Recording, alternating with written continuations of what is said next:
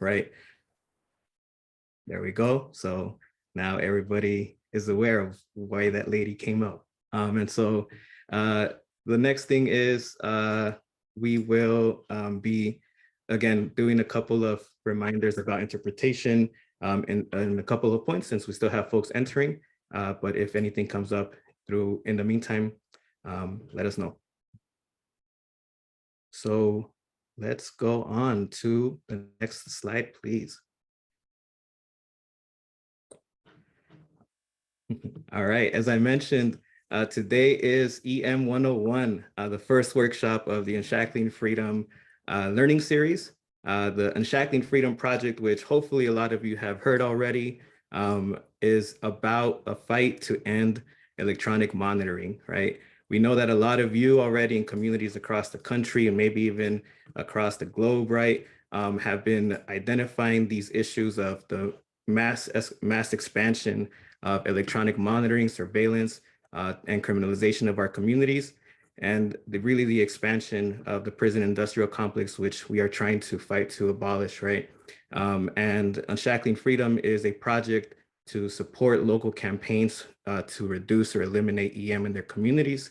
And we know that a big part of this will be to bring resources, support, political education, strategy development, support for local communities, right? And this is part of that process that we hope you'll join us on. And the overview of today, we're going to be starting into like what is the history of surveillance and EM in our communities, right? Where is it rooted from? And then we're going to learn about, what is it, right? This is a 101 session that we're going to try to pack some information in about an hour or so, right? So it's not going to be super in detail, but really trying to start to get this issue in the center of our work, right? And building the connections that we need to build a movement to abolish EM. If we can go to the next slide, please.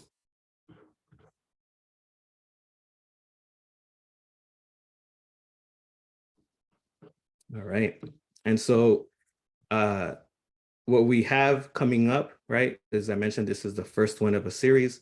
We're going to be doing a second workshop in April that is going to be focused on learning from folks who have been doing this work on the ground for years, right?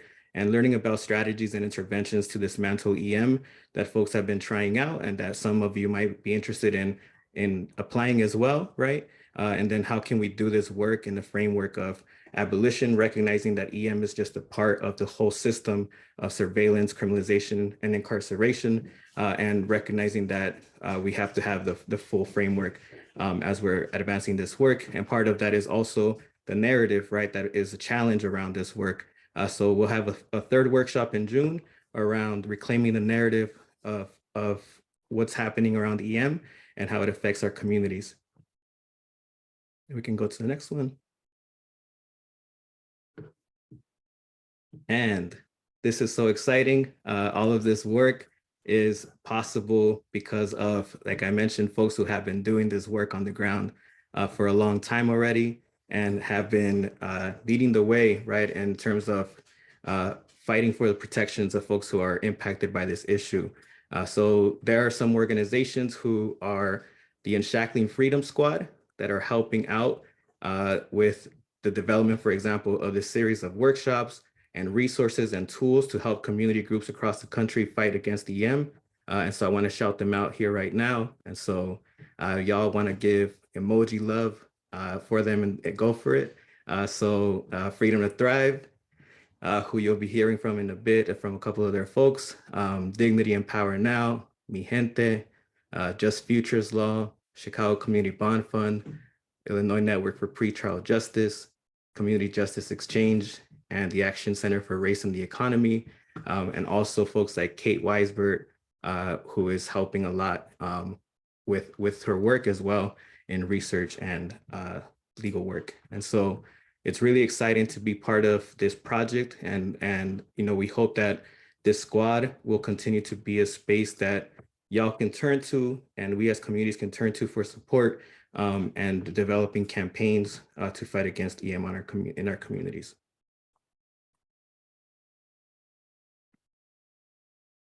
All right, And so now I'm going to pass it over to the homie Emmett to go into sharing a little bit about what we've been hearing so far about the larger apparatus of surveillance in our communities and some of the outreach what's surfaced during all that. Okay. Thanks, Danny. Hi, everyone. Emmett Sanders, a project researcher.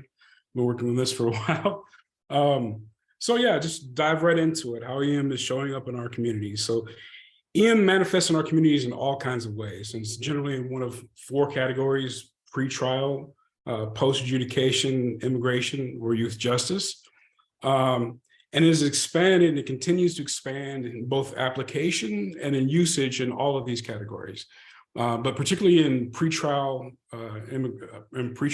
electronic monitoring, where both COVID-19 and pretrial reform efforts have unintentionally sometimes have contributed to some really massive expansions over the past few years. A couple of the examples of these are, if you look at San Francisco, for example, they had 60 people in 2016. It's more than 1,600 by 2021. If you look at Houston, they had 27 people in 2019. There's more than 4,000 people by 2021. So it's continued to expand.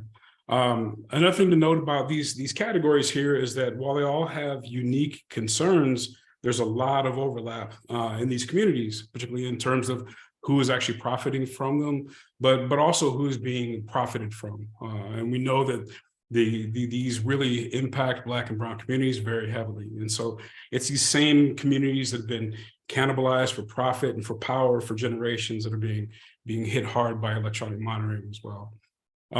So even though it's touted as a change or an alternative, EM doesn't fix anything, but rather recreates, and in some cases it exacerbates existing racial and class disparities. In San Francisco, again, if you look at there, it's 43% of the people who are in electronic monitoring are Black, and the population Black people only comprise 5% of the population in San Francisco. And we see this all over the place. So finally, while it's used as alleged reform, we know that there's some really diabolical uses of EM to control access to social services, particularly for immigrants, as used as a form of social control to quell movements, for example, for protesters are placed on EM to sort of disrupt these things. Or the case of Stephen Donziger, who was this environmental lawyer who was placed on electronic monitoring as retaliation for representing Indigenous folks in environmental lawsuits. So it's used in these ways as well. So if you look at some of the themes that emerged from the survey that we put out there, we asked people what they were interested in. And according to the survey, the two main concerns for people showing up today is EM usage in bail or pretrial and technology. And both of these are really appropriate because EM has definitely been expanding in pretrial use, and it often really complicates these bail reform efforts. And the tech is also expanding from the ankle shackles that we all know, the radio frequency, to GPS, to like moving into smartphone apps and greater forms of surveillance. So we look at facial recognition stuff and license plate readers and shot spotters, these whole web of incarceration that's out there. So other key areas of concern for people were privacy and probation, immigration, and these sorts of things. And I just wanted to highlight a couple of responses that people had that I thought were pretty interesting and bear thinking about.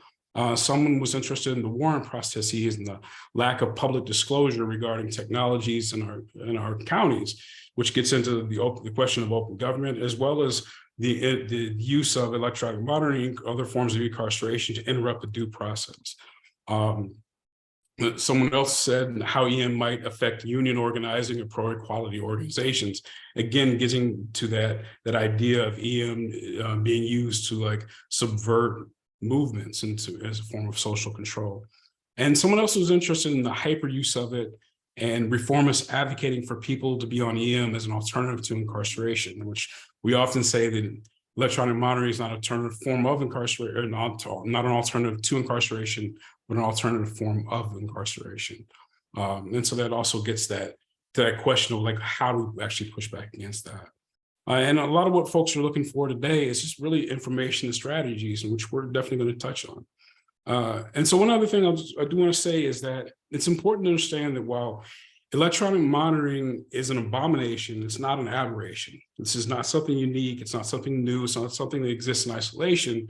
Rather, it's a part of a larger apparatus of surveillance and criminalization, right? When you look at incarceration, essentially defined as the use of the carceral use of technology to deny liberty and propagate these systems of oppression that we see everywhere, and it is everywhere. So it's important to understand that this system, even when it develops these new technologies, is itself part of a lengthy and unbroken chain of commodification and control that has its tendrils firmly embedded in Black and Brown communities. So I'll turn it back over to Danny now, and he'll walk us through what the rest of the show is going to look like. So thanks.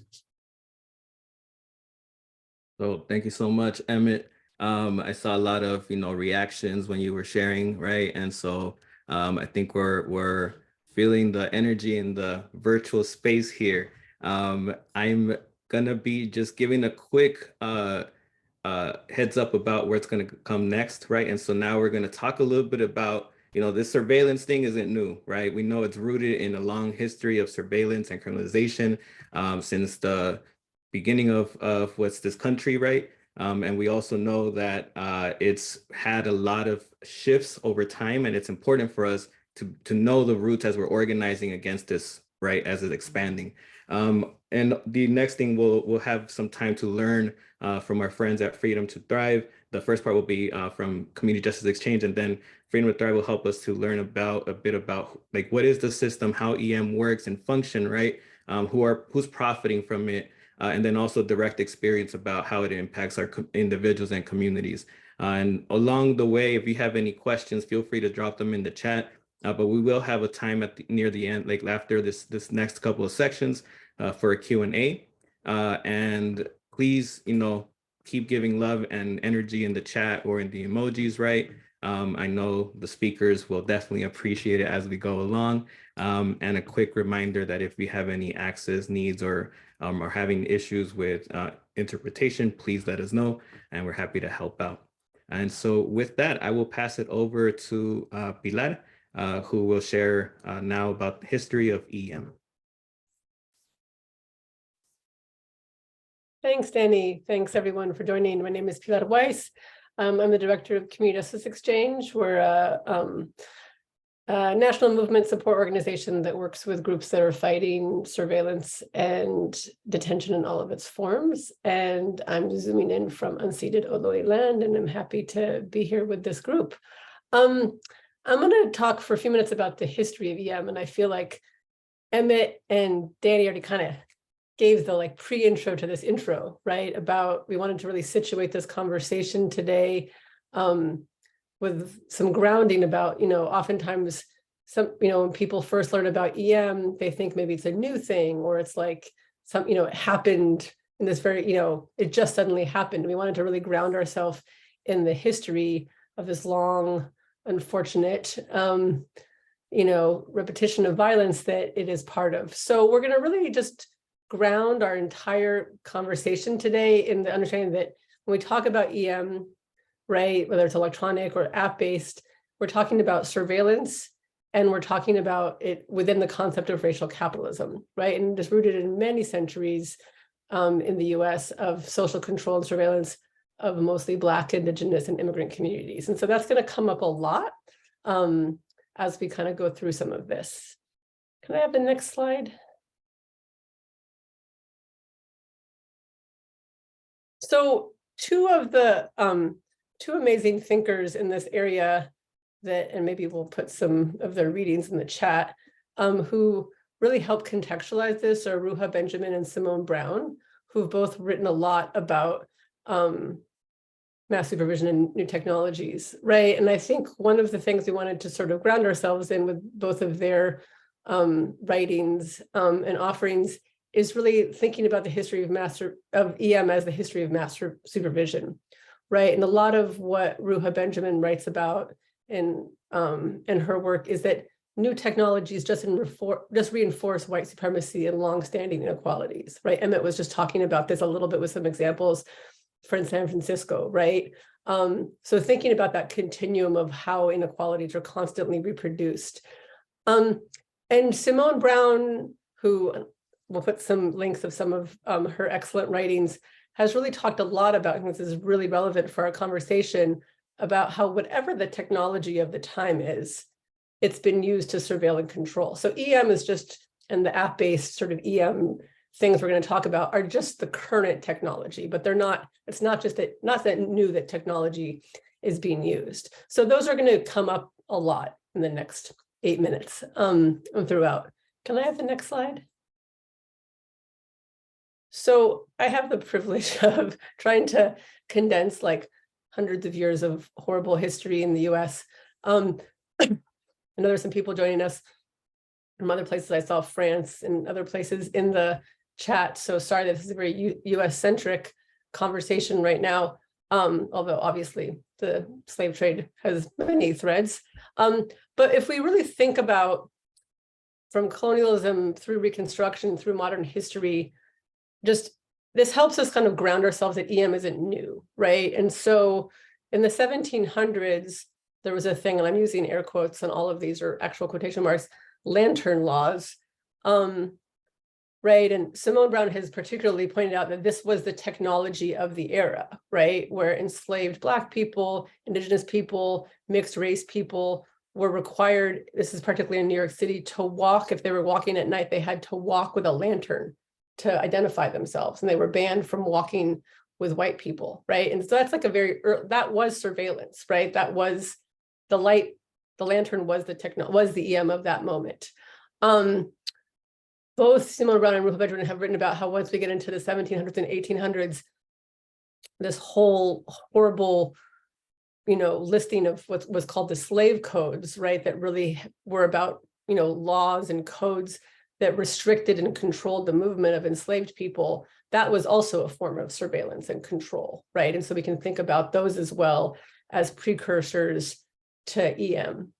And then even post-Civil War and through so-called Reconstruction, right, we had, a lot of times you talk about within the Jim Crow laws, we had what often, and a lot of people, Color of Change did a great visual series on the Black codes a few years ago that maybe we could put in the chat, right, that really created another form of surveillance, right, a restricted movement, limited freedom, and it was really connected to ensuring a cheap labor force, right, all these codes and these laws. So all of these were forms of surveillance and they were the EM of their time in many ways.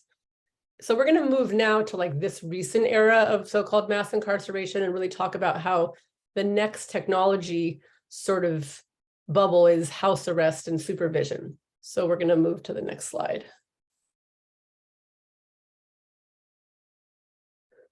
So we're going to talk about this history kind of with two intertwined timelines, and really keeping in mind that initial quote or sort of synopsis of Simone Brown's framework of whatever the new technology is of the time, it evolves, right? And it becomes a vehicle for control and supervision. So we're going to talk about two historical threads that then lead us to today and the mass use of EM and digital surveillance tools, one being the evolution of house arrest and confinement as part of the criminal punishment system, and the second, the normalization and the development of pretrial services as a supervision mechanism. And as Danny mentioned, and I think Emma did as well, kind of as this positive alternative framework. So we're going to kind of talk through those two timelines before I pass it on to our comrades from Freedom to Thrive. So going into the history of house arrest. So this is just the history of house arrest for the last 75 years. So in the 1960s, there was these two brothers, the Gable brothers at Harvard, and they created the first so-called electronic monitor. And it was actually, it's interesting because now we're often shocked that EM is now being used on young people, right, on children. But actually that first experiment, quote unquote, at Harvard was in the juvenile system, right? And it was conceived in this classic, very paternalistic, controlling way that it was going to be used as a quote unquote positive reinforcement to get young people to show up to their court places or their supervision. So that's just an important grounding. That was the first time we saw this electronic monitor as we know it now. That sort of led or joined that in the 70s and 80s, we saw this sort of ballooning of house arrest as a form of punishment in both the federal and the state criminal punishment systems. And this is important because as house arrest and confinement were being developed, there wasn't a way at first to actually enforce that, right? They would tell somebody, your probation is house arrest, or part of the punishment is house arrest, but how are they going to control that, right? So we see the importance of how electronic monitoring and house arrest come together. So by the mid 80s, 42 states had either a full-blown intense supervision house arrest program, or they had a pilot program. And in 1986, the federal curfew parole program established a universal home confinement program. So that was like this real tipping point in the mid 80s, because now you had this mass house arrest system and you had the increasing availability of this technology. So then we see this sort of explosion. And this is, I think, really important for us to sort of keep in mind that the technology is the enforcer, right? That it was the criminal punishment system coming up with other ways to surveil and punish people. It wasn't about the device per se, right? But they needed something to help enforce this house arrest program. So in 1988, there was about 2,300 of these electronic monitoring devices in circulation. The estimate is that in 1998, there was over 95,000. And I'm sure Emmett or James or Danny will probably be able to add somewhere in the chat or in later comments what our numbers are at this point, or some absolutely monumental number. But you can see this huge spike as the technology was paired with home confinement. So just moving, or almost to the next thread, next slide. So thinking about the expansion of house arrest, it's also, I think we've decided it's really, or not we decided, but we've come to believe and understand, as we've all been doing this organizing work, that we also have to see it as the expansion of supervision, because as supervision was expanded as the norm, there was a way for this expansion of the use of house arrest and confinement and the enabling of this technology to really enter. So this, I hope this is not too small for folks to see. This is a timeline starting in the 60s through now of how there was this mass expansion of like a supervision apparatus that EM and other digital surveillance tools could be used. So in 1961, the first kind of pretrial services program was set up through what was then called the Vera Institute, and they set up this thing called the Manhattan Bail Project that actually had the first use of a risk assessment tool where you were judged on your level of rootlessness, that was their term, and then assigned some level of supervision. So then we have like multiple federal acts, right? Heavily, like a lot of this happened during the Reagan years, right? But there was some predecessor moments in the 60s where the Federal Bail Reform Act really established in 1966 the idea that if you were going to release people, it was going to be on the least restrictive condition. So that's an important term for us to keep in mind as we think about the explosion of EM. There was a whole program to start piloting pretrial services programs. And a lot of times these days, sometimes there's this confusion that like we see people making the demand for pretrial services as if it's liberatory rather than situating it in the control that it really exerts on people, even though sometimes it is, right? It can be a vehicle for getting some people out, but it's also a vehicle for control. So the feds gave a bunch of grants to counties to start setting up pretrial services programs. Santa Clara County, which is San Jose, California, actually has a pretrial services program that's often held up as like a really good one that was, it's really good at putting people on electronic monitoring and surveilling them. That was one of the first pilots in 1969. So then we had, in the 80s, we had an actual act, right, to really expand that in the federal system.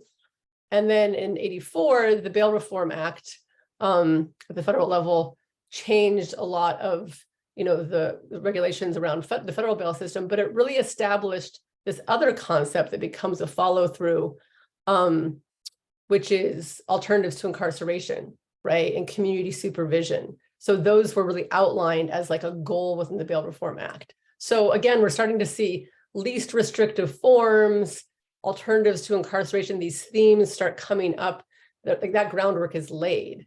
So then we come to the present day, and we have all kinds of reformist litigation, policy work that's often really, really tied to the win is essentially ensconcing mass supervision, right? It's like the goal is to get a step down of least restrictive conditions, which may, again, it might be a step towards some freedom, but it's not demanding freedom. And what we've seen, as Emmett was noting in his opening around San Francisco and Houston, a lot of these places, we then see, unsurprisingly, a mass increase, like a huge spike in the use of EM, because we've now facilitated the use of least restrictive conditions and alternatives as the quote unquote solution. So going to my last slide. So as I turn it over to our comrades, we just wanted to really lift up that, these kind of themes, right, as we sort of ground ourselves as we're talking more about how it's being used day to day and what the experience is for individuals and their families and their communities, is that, it's not EM, and whether we're talking about ISAP and the immigration detention space or electronic monitors and ankle shackles, it's just the latest technology in a long, long history of social control under racial capitalism. And keeping that always in mind, I think, really helps us ground how our organizing looks and what our demands are. And that if we think about technology as the enforcer of these constantly evolving forms of punishment and control. And then I know this is going to be, Jay is going to talk about this, I'm going to hand it over to her next, that really we have to be really clear in understanding that even if at the time alternatives to incarceration or least restrictive conditions, they sounded good or they sounded better than what was happening, what has happened and how we know that actually supervised release, restricted release, and EM are not an alternative to incarceration. They're another form of incarceration. So I know we're going to talk about that a lot more, and hopefully this sort of historical review is of service to that. So I'm going to pass it over to Jay. Thank you for that. Before I jump into it real quick, I'm Jay. I'm digital organizer with Freedom to Thrive. In case you don't know anything about us, we work to build a world where safety means investment in people and planet and an end to punishment-based criminal and immigration systems. And I also want to mention that the staff, which is from kind of all over from the East Coast and West Coast, we are on Munsee Lenape land, Mashpee Wampanoag land, and the Confederated Tribes of Grand Ronde, including Multnomah, Clackamas, Tumwater, Tualatin, Wasco, Molalla, Cowlitz, and Watwalla bands of the Chinook, along with many other tribes. And we also want to acknowledge the labor of stolen Indigenous African people all throughout the U.S. And throughout the world as well as immigrant labor. So just want to throw that in there. We like to do our little thing. And so what is EM? And, I know that we already kind of tackled this. I'm sure you all know by now, but just to reiterate, it's a form of digital incarceration. And sometimes it's in the form of a wrist blanket, like a bracelet or ankle shackle that can monitor, where someone is or their blood alcohol level, or their breath, it's stuff like that. And they're commonly used as a condition of pretrial release or post-conviction supervision, like probation or parole. And they're used in this idea of trying to reduce jail and prison populations, which, has been kind of mentioned recently. It's not really a reduction. It's actually in a lot of ways a ballooning. So as already mentioned, EM has applied to juveniles, has applied to, people convicted of DUI, domestic violence, immigrants awaiting legal proceedings, people in different recovery drug programs, in a lot of different cases is the point that it's being used. So if we want to go to the next slide. And here are just some of the types of EM. We all know probably about the ankle monitors, ankle shackles, and they track a person's movement in real time. And there's also these radio frequency devices where they can tell if somebody's home or not. There's cell phone apps that track people. There's that track biometric data like heart and respiratory rate. Now, also when you go to TSA, if you sign up for one of those things are tracking some biometric data as well. There's alcohol monitoring devices. There's also social media monitoring. There's different microphones, like with ShotSpotter. There's all different types of EM, not just the ankle shackling. Next, thanks. So yeah, and here's just, this slide is basically supposed to demonstrate the fact that these security companies are always looking for new markets. For them, this is like how they make their money. And so there's always like, they're selling everything from like, pipeline security to ankle monitors and just like everything in between. And they're always looking for like a new way to do this. And so it was mentioned earlier that technology is just basically used to oppress people, like whatever technology of the time is used to reinforce these structures of inequality. And that for them, the new ways that that this racist system harms people, for them is just a new market. That's how they see it, is like a new way to make money through the new ways of repressing and oppressing people. I'm going to move to the next slide. Yeah, so problems with EM.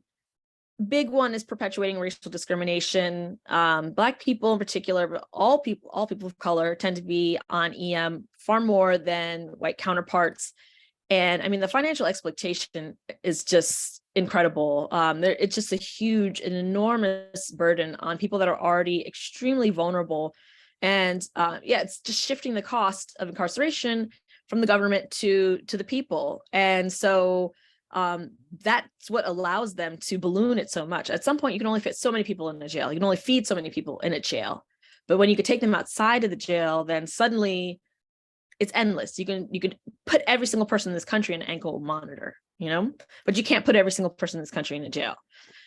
So another thing is it violates privacy. Most jurisdictions don't really have any regulations around this. So it's tracking all this data. They're not limiting how long it's being kept, what they're using it for. And so, I mean, the opportunities are endless for exploitation there. And it's perpetuating racial segregation. There's a video later on that will show that like literally shows this in action. And they create these like exclusion zones that kind of like segregate cities, that create like, it's kind of almost like redlining. And like I said, you'll see that in a video that I'm going to show later. So next slide, please. Yeah, so, it creates these harsh regimes of house arrest where it really limits people's ability to go to jobs. Like, imagine showing up to a job interview and if, they say an ankle shackle, they might not hire you based on their own assumptions about what that means. And so it's limiting opportunities and, sometimes people feel like embarrassed or they don't want to go out in the community. And so it's really limiting the things that somebody would need to become, an active part of their community. If you're feeling like people are going to judge you based on an ankle shackle, then you're not going to seek out the community support that you might need to live your life. And then, earlier was mentioned too about children having ankle shackles now. I mean, that's just, for me, it's just like unfathomable. And these devices are by no means like, perfect at all. And they malfunction all the time.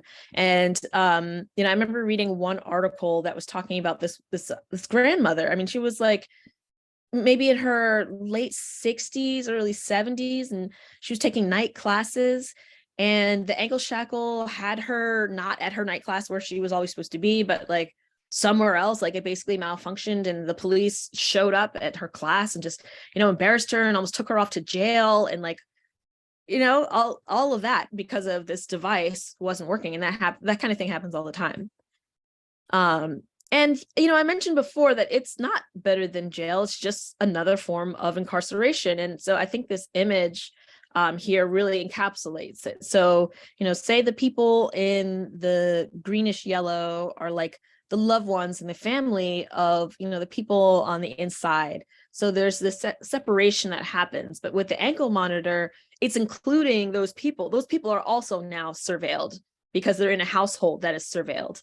And so it's actually widening the scope of the surveillance as opposed to keeping people out, which is what prison sort of normally does. Next slide, please.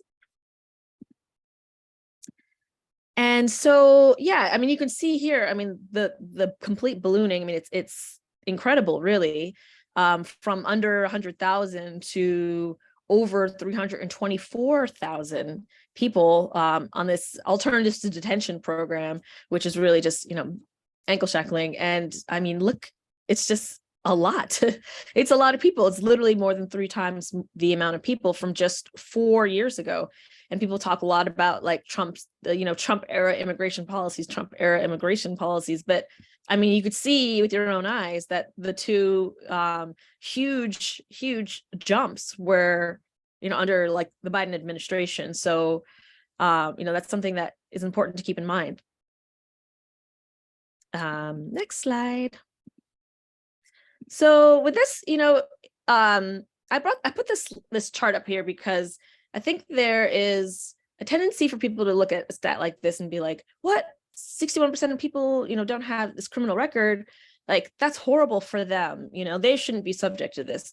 But really, like, that's a false dichotomy. That's like politicians act like criminality is something that shows what your morality is or shows whether you're a good or bad person. But like, we all know that the most immoral acts that in this country were perfectly legal. Slavery, genocide, all those things were perfectly legal. And so those were legal under US law, which is founded on white supremacy. So the very idea of what defines criminal is based on racism. And like even the unauthorized entry and re-entry, which just recently was, kind of enforced as a crime, is something that was authored by like an unrepentant white supremacist. And I'll just throw this in the chat, but basically like, here's a Washington Post article. Not that I like the Washington Post, but I didn't really see any other alternative article where it talks about sort of the architect of a lot of the recent policies is literally an avowed, white supremacist that was like against Black education and like pro lynching, like one of the worst of the worst. And these are the people that are creating the laws. So we know that certain people are targeted more for criminal proceedings, and we know that like the system is not fair. So regardless of if somebody has a criminal record or not, like that is that's not like a determinant of whether or not they deserve to be ankle shackled. Just as a small aside, I also want to put in a quick note about, I don't know if anybody here is part of an organization or even, does some writing or anything like that about immigrants. And I just want to put this resource in here about humanizing immigrants and not necessarily focusing on criminalization and understanding how the system works and how the system targets specific people and not feeding into that dichotomy of good or bad immigrant. So that's kind of an aside. But let's move on to the next slide. So here are a bunch of the big players. And one of the big players that I actually did not put on here, which is kind of an oversight on my part, is LexisNexis. And they are terrifyingly scary. They compile a bunch of information like through TSA, or they work with TSA to compile a bunch of information. They work with ICE as well. And they monitor social media. Like they try to create this like complete profile of, a person. There is a open letter around LexisNexis that I'll put in the end, like later on, but I just wanted to mention them since I don't specifically have a slide on them. But if you can move on to the next slide. So yeah, here's one of the profiteers. They were EM. So a lot of these companies are always like, being bought out or being acquired. There's all this shuffling, and that's very intentional because it really makes it hard to track, how the money is moving, like how everything is going, So Yeah, and another thing is that it's based in Israel, which I mean, that's kind of telling about the connection between the like apartheid there and the racist criminal justice system here. Like those things are very much connected, and they're doing this monitoring program for millions of people, and in all these countries they have this huge contract and these lobbyists as well that are like fighting on behalf of it. And yeah, next slide, please. So yeah, and another one is Civic Core. Again, they provide some non-residential, what they call non-residential correction alternatives in exchange for like a huge fee. And next one, please. And this is a huge one as well that I'll mention later on. There's a campaign that we worked on. It's they did a lot of stuff around securing bail bonds for immigrants, and there was a huge lawsuit. They were sued by a bunch of people because they're really evil. They charged a $600 fee and then a $420 monthly fee. And there's like this huge settlement. And we worked with the Break the Shackles Coalition to pass a law to actually address this directly. And next slide, please. Geo Group is another big one, especially BI Incorporated. They're a huge subsidiary. They work on not just ankle monitors, but facial recognition. There's also a huge lawsuit against them because of forced labor, basically slavery. They had forced labor, and they were profiting off forced labor, which is, like I said, literally slavery. And they did that for like 40,000 people are in the lawsuit. I mean, there was probably even more people than that they did that to that are not part of the lawsuit. And next slide. I know I'm moving kind of quickly. They think they are in the chat. Yeah. So people, I don't know if we have time. I don't think we have time to watch the video, I'm assuming, unfortunately. I could probably put the video in the chat as well. And this is another company, Numerex, and also Sentinel Services. They were in, basically they also were part of a study that was like, they were exposed by the Human Rights Watch. And so next one. Yeah, and then there's this carceral conglomerate, which sounds like something from Evil Core. And they profit off of phone contracts. So, people wanting to get in touch with their loved ones. And they're relatively new. As far as there was a question about the video on YouTube, it's actually not a YouTube video. I downloaded it from their website.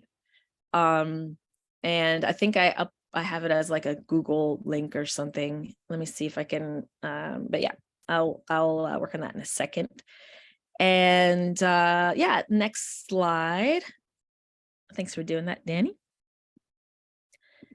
And yeah, so I mentioned before, we were working on this, the Break the Shackles Coalition worked on this Stop Immigrant Bond Abuse Act that protects immigrants from predatory for-profit immigration bonds. Yeah, and so these are some of the things that it does. And because, like I said before, basically immigrants were getting into these contracts, they're being lied to, and they were being forced to pay that $600 something and $400 a month, which is a lot for just everybody, much less somebody that's also having to pay for lawyers and all these other expenses and a family and et cetera, et cetera. And yeah, that passed. And I want to just throw in the chat the thing about LexisNexis. There's an open letter, and you can read a little bit more about how terrible they are. And then if you want to sign on, there's also something for that. But in the meantime, I want to pass it over to Kareem. And because it's easy for me to tell you, like, okay, this company does this, it's terrible, this company does that. But when we're really thinking about like the personal experience around EM, what's that like? That's the harder thing to, like, I can't tell you that someone hasn't experienced it personally. So it's important to hear from people directly who experience these kind of harms. And I'm going to pass it over to Kareem. Thank you, Jay. Unfortunately, I did 15 years incarceration. 5 years of that incarceration was being detained in ICE. When I was released after basically winning my appeal, I was given an ankle monitor. I wore this ankle monitor for 18 months. It's the false sense of freedom that I guess we're all kind of chasing, right? I fight to get out of prison. Then I have to come deal with this ankle monitor thing. I have to deal with people looking at me in public because I have an ankle monitor. There's an assumption of what it is that I've done wrong, right? People knowing that, hey, you're basically borderline between being here or being in jail. Some people can take the just, going out into public with my niece's daughter. And when I forget to cover my ankle monitor, they might go and cover it for me because they know that I always keep it covered. I don't want a bunch of people looking at me and staring.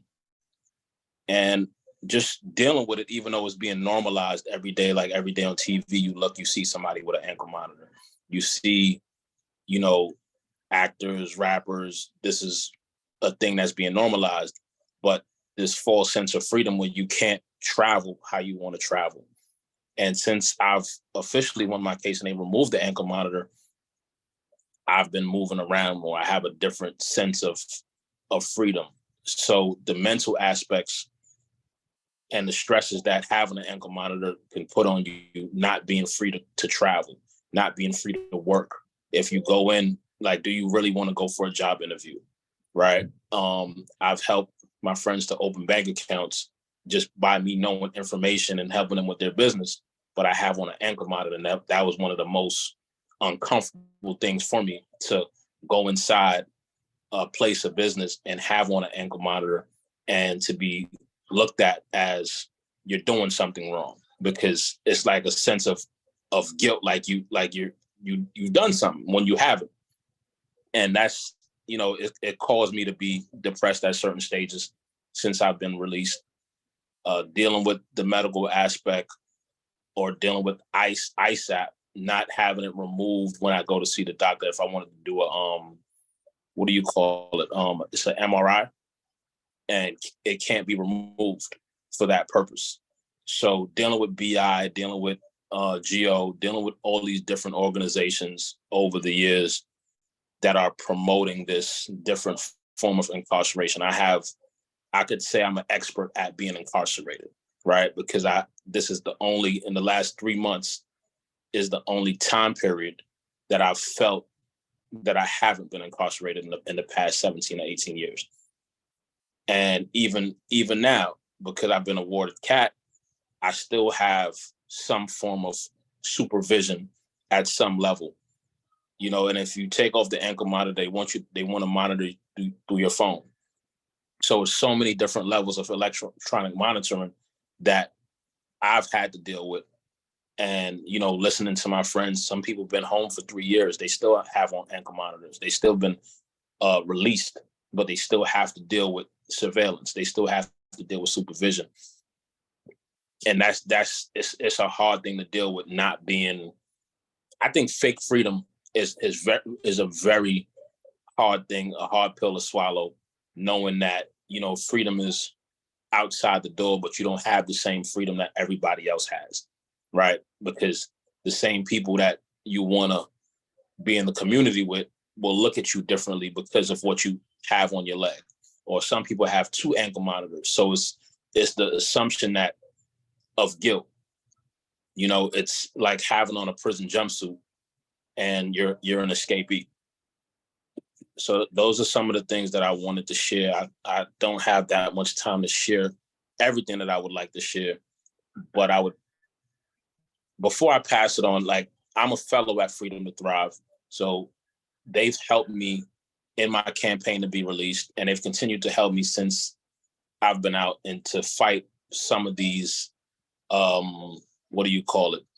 different forms of detention, to abolish ICE, to share my experience, to give my strategies on my outlook of things, to hear my voice on topics that they might not be fully have a personal experience. So let me pass it on to James and go along with that. Thank you. Thanks everybody for the comments.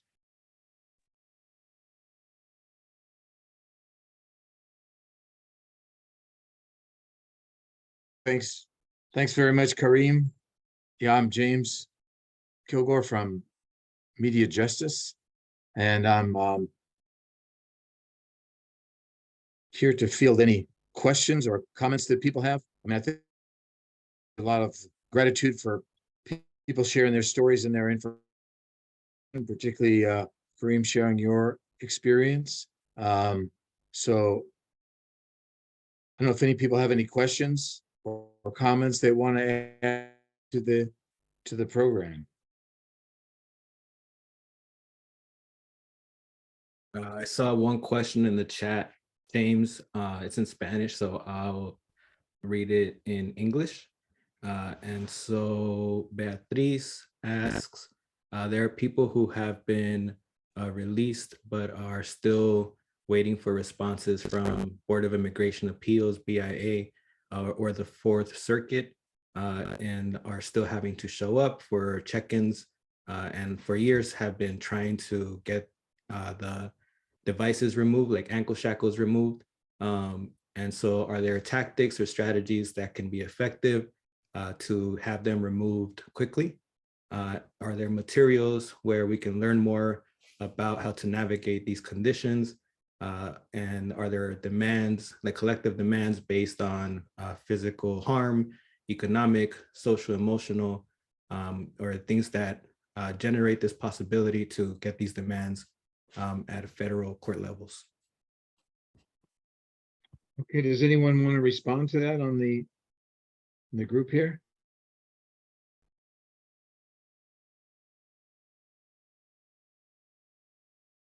James, this is Pilar. I don't know if my screen is on, but I can put some stuff in the chat. I can't answer all of Beatriz's question, but there is the folks at Mi Gente and Just Futures Law have created a toolkit for particularly in the immigration deportation detention system for requesting removal, right, of filing an appeal for so individual case advocacy to remove ISAP and to remove the surveillance program requirement. And there's some additional materials we can put in the chat around thinking about, particularly in the immigration system, some of the demands around rejecting the alternative to detention, right? I mean, it's to another question in the chat, right? It's a rejection that there is no alternative, right? That freedom is the demand. And so substituting one program with another is not acceptable. But I'll put those two things in the chat. Does anyone else want to add anything to that?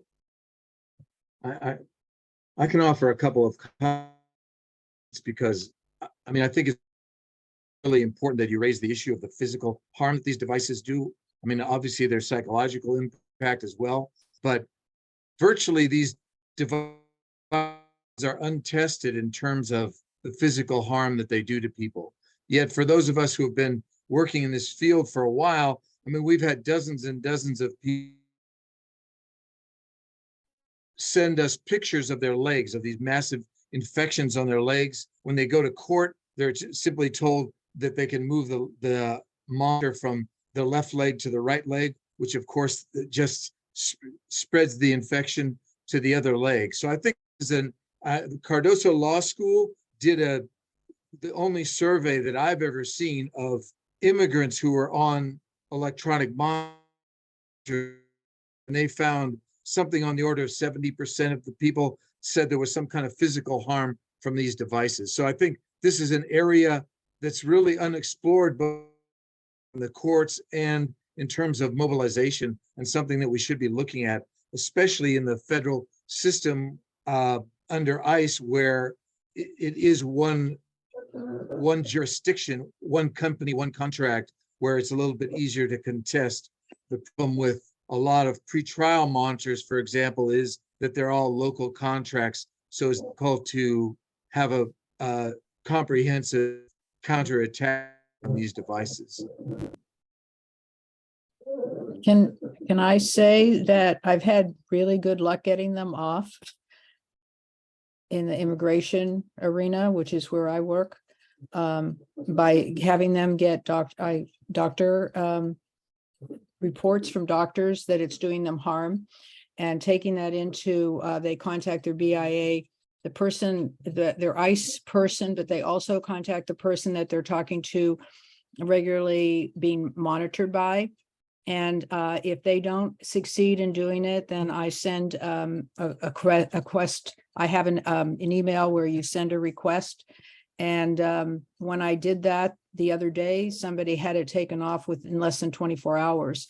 So I think sometimes with immigration, at least, there are things that work. It's just that I don't like having to do it on a case-by-case basis. Why can't we just get rid of these stupid things? Thank you. That's very helpful. I mean, it's not helpful enough, and it doesn't deal with all the situations at once, but at least it's pushing back on what's happening with these devices and really giving some I can freedom post from these, the ICE from this email. incarceration. That would be great. If you can put in that.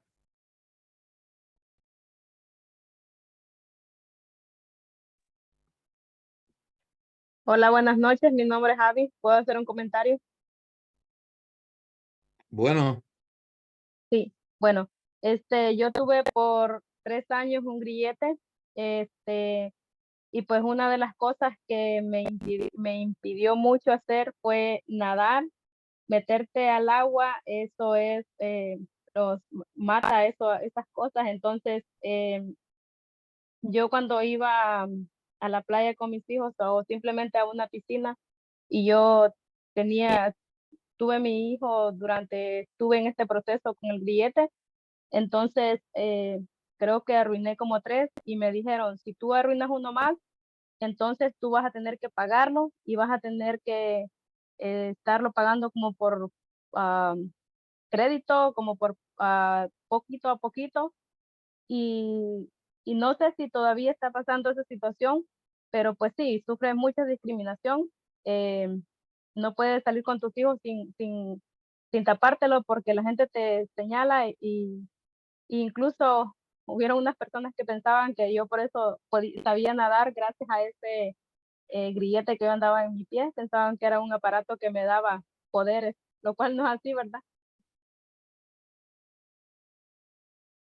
muchísimas gracias for sharing your story with us. Especially, the pieces about saying that, you can't swim, you can't go in water, and it'll, you're banned from any of those kinds of activities. I don't know, Danny, do you want to add on the translation? Yeah. So, and just in case, right, if somebody speaks in Spanish, you folks are able to turn on their interpretation, clicking the globe at the bottom of your screen, or if you're on your mobile, there's 3 dots to be able to listen in the language that you understand. And so, yeah, Abby was sharing about her experience with trying to go swimming with her kids, right? And because of the device being affected by the water, she had to get various replacements, and then ultimately was told that she may be having to pay for the next one if that happens again, right? And so the additional impacts show up in different ways, like in this example. James, I think there are a couple more questions in the chat. Let me see. There's one that says, what do you say to those who promote ATD as great, cheap, and ideal alternative to detention and incarceration? And there's another, was there another question? Can colleagues talk about the harms of GPS and app-based monitoring? So yeah, I mean, I'll pass it back to you, James, like facilitate to whoever. Okay, does anyone want to respond to that? I can take some of it. I actually would like to comment on that it's a harmless sort of thing that we're doing. And I think as people alluded to earlier, this doesn't eliminate cost, it shifts cost. There is no zero sum, right? There's no zero cost situation here.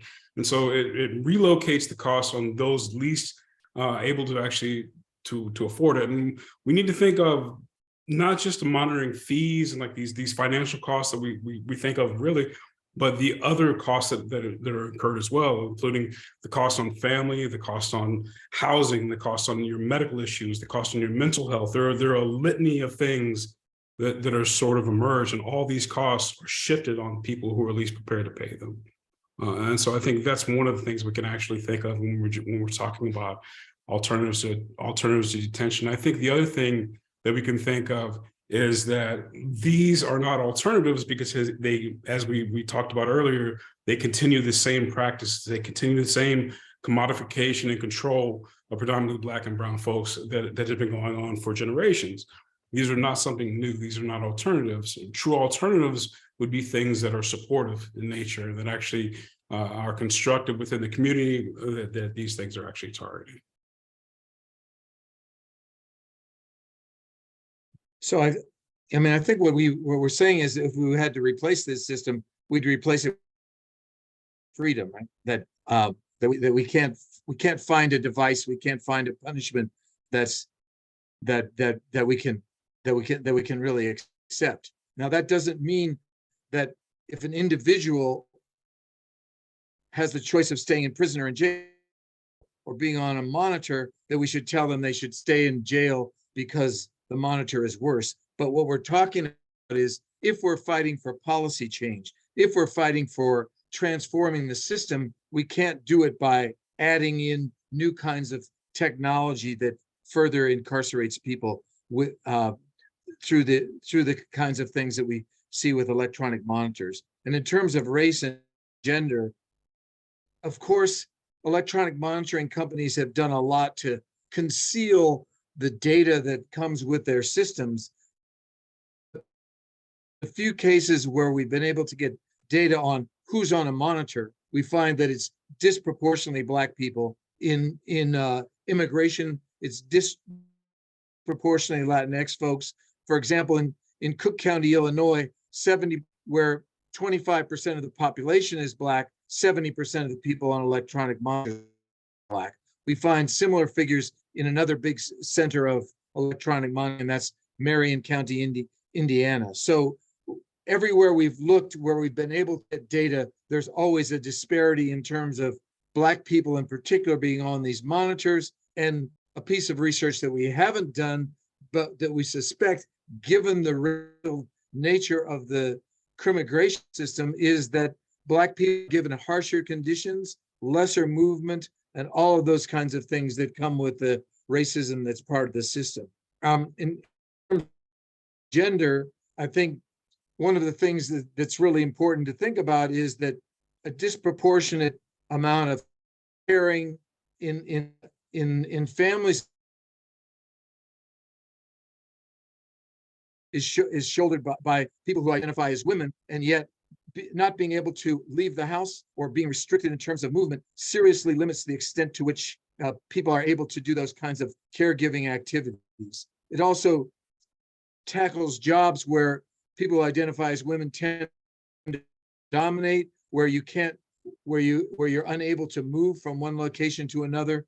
Particularly, I'm thinking about cleaning jobs, but even jobs that involve driving. I don't know if anyone wants to add anything to that.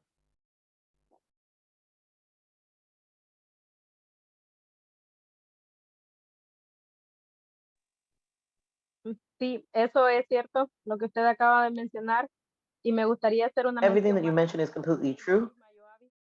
And it's me, Abby, and I want to say something else. That why do they take off ankle monitors when we become pregnant? Because I was pregnant and they took mine off. And apparently that has a lot of radiation, which could be very dangerous because it could give folks cancer. And so I would like to think about it in medical terms. Do you have any information around that? Is that true?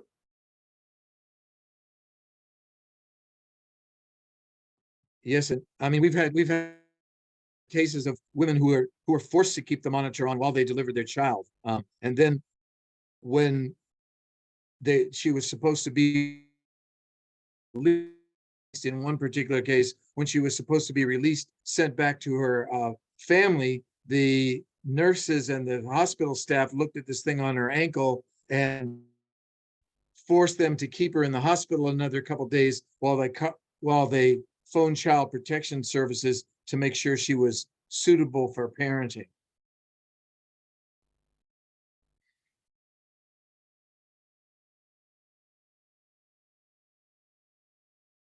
And there was also part of the question, is there any like information, evidence of the impact of things like radiation from these devices? She mentioned that in her case and cases that she's heard, whenever folks have become pregnant, then they have had the devices removed. And so that they expressed something from like that there was impact on radiation. So that was her understanding of why. And so just wondering if there's any, like medical information or anything that sort of shows that that's the case.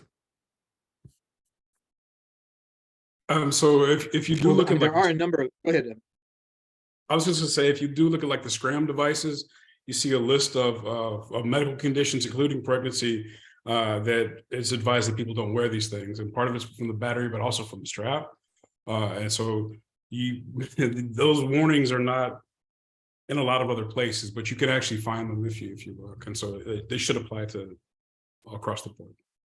But the fact of the matter is, we don't have much information that the companies that are producing these things and the political decision makers that are using them don't test them with the rigor that they might other kinds of consumer devices. So I would say, for example, that a blender probably gets a lot more scrutiny in terms of its health and safety implications than something that's on your ankle 24/7 and is much more likely to have serious impact on your.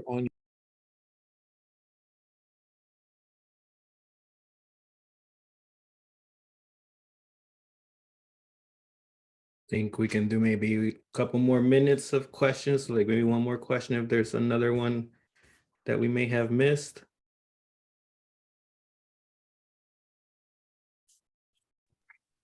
Sí, yo quería hacer una pregunta y es referente a la Yeah, I compañía wanted to ask a question about Libre by Nexus that are dedicated themselves to give bail bonds for folks who are in detention, in immigration detention.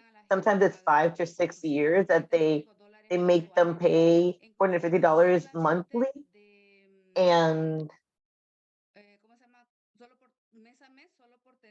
month to month, just because they have the ankle monitor. And after 5 or 6 years, they make them offers that they can pay $5,000 and they take their ankle monitor off. But sometimes these are bail bonds that is like $10,000 to $20,000, and they've been able to, their income is double that. And how does the government continue to allow these abuses? There are mothers who have had babies in those conditions. So it's basically a business. Is there any kind of lawsuit against these corporations? I can jump in. Yeah, I think that first, you're 100% right in feeling like outrage about this because it is a business to them. And I think that's the thing that is the most scary, is that they would allow for this profit to be had off people suffering. And so I think it kind of speaks to the fact that the government is not necessarily going to do this out of kindness, because at the end of the day, they see Black and brown bodies as fodder for the capitalist machine. And that's how it's always been. And so, we as the people have to force them to care and force them to change. And I mean, that's kind of what the Break the Shackles Coalition did. It was a bunch of organizations that came together and saw that Libre by Nexus was completely robbing New York families blind. And it was unacceptable that the government would allow that kind of profiteering to happen on their watch. And we made that public, and we campaigned, and, you know, and we got that signed, but we didn't just get it signed because Governor Hochul was dragging her, and, you know, hopefully you can hear me. I think my internet's going in and out, but yeah, Governor Hochul was dragging her feet. And so we kept at it, and we're like, sign this. We're serious about this. We're not going to let this go, you know? And so even after it passed, and I think that that's an important thing. And, you know, there is talks about duplicating this kind of campaign around the country. And I think that's probably going to be like the next step, is doing this in more places, because it's unacceptable. There's no reason why, like you said, mothers should be giving birth in those kind of conditions and paying, you know, whatever they paid for the birth, which is probably like $10,000 or $20,000. But also on top of that, $500 a month of ankle shackling fees. And then if they want to get it off, another few thousands of dollars. So it's an injustice, and it's unacceptable. And, you know, it's on us as the people to really make the politicians know that we will not let this stand. And yeah, I mean, I don't think that's a direct answer, maybe, but I think that's kind of maybe the best we have right now. And if anyone else wants to chime in, feel free.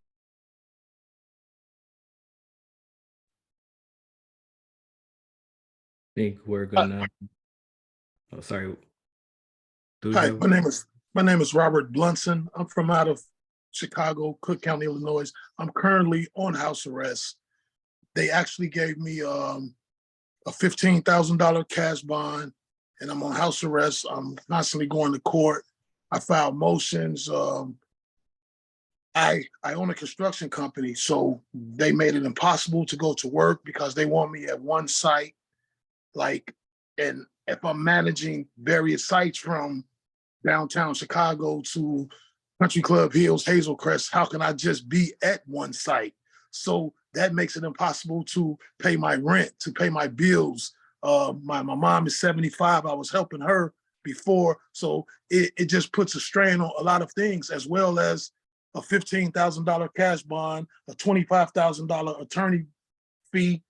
I mean, and I'm not able to work. They won't even allow me to go to church. And the church has called the sheriffs and gave them a letter and said I'm a member of the church and whatever needs to be done and everything. They still denied it. So I'm really just trying to reach out to find somebody that could shed light and maybe help the situation as well as others, because I'm stuck in the house. I'm out Mondays and Wednesdays from 8 a.m. to 4 p.m. Other than that, I'm done in the house constantly, you know. Without a great support system that I have, where would I be? I mean, you know, with the gas, the lights, the food, you know, just so happen I have a pretty decent work team and they kind of, you know, do what they need to do. But I mean, this is more than a notion, on top of something that I didn't have anything to do with or haven't been proven guilty of anything, but I'm still treated as though. And I really appreciate you guys for coming out, making this point and bringing awareness to the table. And, you know, I hope that we get what we're looking for and what we deserve. Thank you. Appreciate you. Thank you, Robert. Yes, sir. Putting that forward. I don't want to take much time. I just want to acknowledge that, you know, Cook County has been one of the worst offenders in terms of electronic monitoring, keeping people on 24/7 house arrest. Even the minimal time that you're getting now has been the product of a lot of struggle by people like the Chicago Community Bond Fund and so forth. So we need to keep it up, because it's unacceptable that you're not able to work, unable to do your daily activities when you haven't even been convicted of. Yes, sir.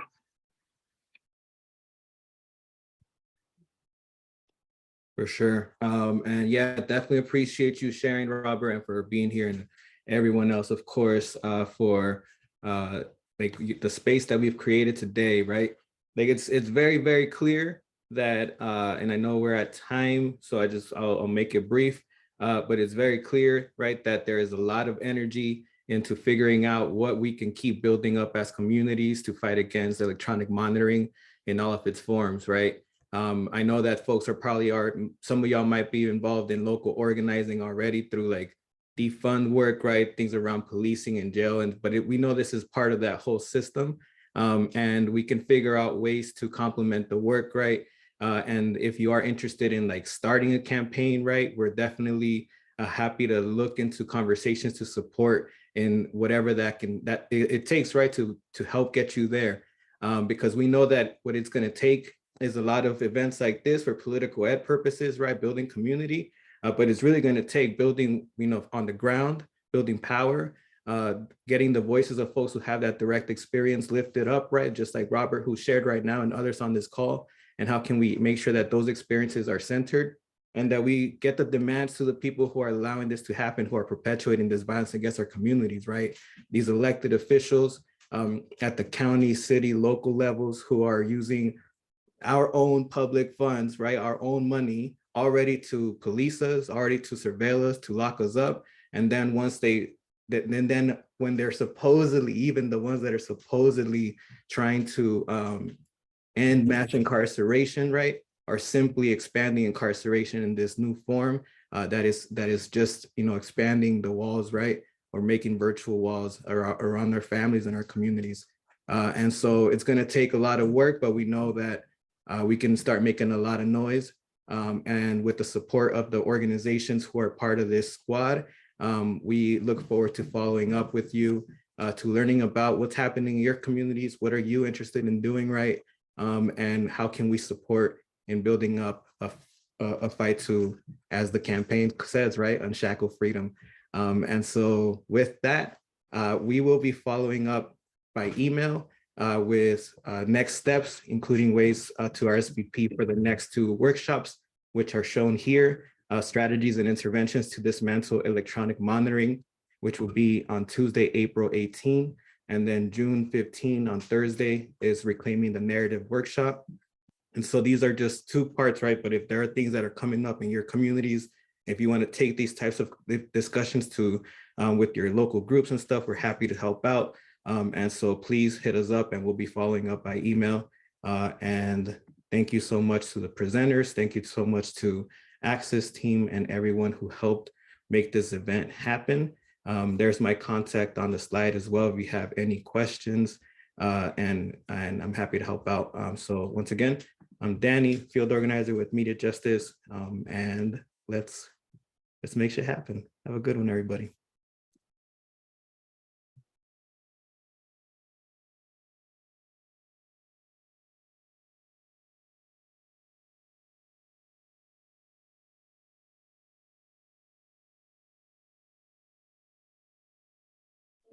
Thank you.